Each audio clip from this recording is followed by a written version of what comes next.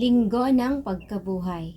Naniniwala ka pa ba? Nagdarasal ka pa ba? Sa vlog na ito ay babahagi ko po sa inyo ang mga nasaksikan ko na ito lamang na umaga. Kaya na po umaga ginanap ang Salubong 2024 dito po sa aming bayan sa may Bloomingdale. At kabilang po kami sa mga nakaisa doon. Dati ay tahimik lamang kami, wala kaming alam sa mga pagdiriwang na ganyan. Pero nung napatunayan namin na ang kahalagahan ng pakikiisa sa mga gawaing pangsimbahan ay talaga namang nagbibigay sa amin yun ng kasiyahan na hindi mo mapakiwari, hindi mo matukoy kung ano bang kasiyahan na meron na yun. Kami dito sa bayan namin, talaga namang sinasali namin ay binibilang namin ang aming mga sarili. Ang problema kasi natin ay tayo na ay nangingibabawa ng kasamaan, kahalayan at mga makamundong gawain at pagnanasa.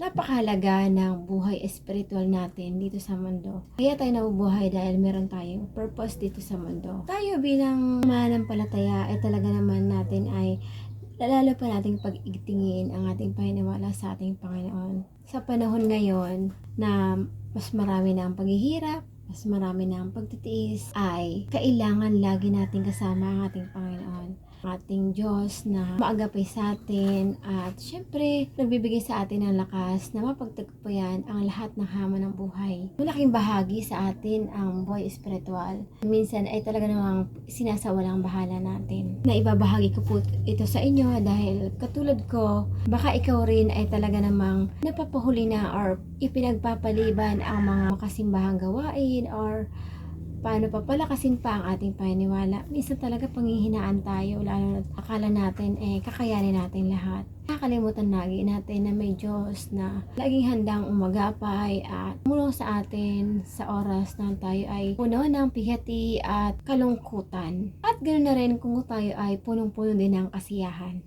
Ang kalaban kasi natin dito ay ang paunti na ang ating pananalig at pananampalataya na ang sa tingin natin na hindi na natin kailangan ng Diyos, na hindi natin kailangan ng manampalataya, nakakayanin ng lahat ng tayo lang. Hindi po totoo yun. Kailangan natin ng Diyos, kailangan natin ng ating Panginoon, at anumang aking nating galing ay nagmumula sa Panginoon, kaya nararapat lamang na ibalik sa Kanya ang lahat ng pasasalamat at kapurihan. At nawa etong linggo ng pagkabuhay ay magdala sa atin ng panibagong pag-asa, panibagong pangarap na bigyan tayo ng malakas na pananampalataya na magagawa natin ang lahat ng ito sa tulong ng ating Panginoon. Kung isa ka sa katulad ko na minsan ay napanghihinaan, halika na tayo ay magsimba. Lagi nating isa sa buhay ang pagsisimba at doon tayo kukuha ng lakas ng loob, tapang at pag-asa na ito sa buhay ay meron tayong pagtatagumpayan at maging bahagi din tayo sa iba,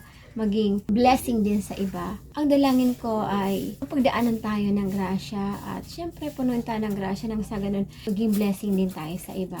Kung naibigan niyo po ang video na ito ay huwag na po kakalimutan na i-like, i-share na po this video at mag-comment na po sa baba na magsisimba ako ngayon. Mula po yung sa bayan Anggana sa Tahanan Higantes Festival. Ako po si Joey Lynn, malit man sa iyong paningin sa produkto ko, ikaw ay mapapabili rin. Bye for now!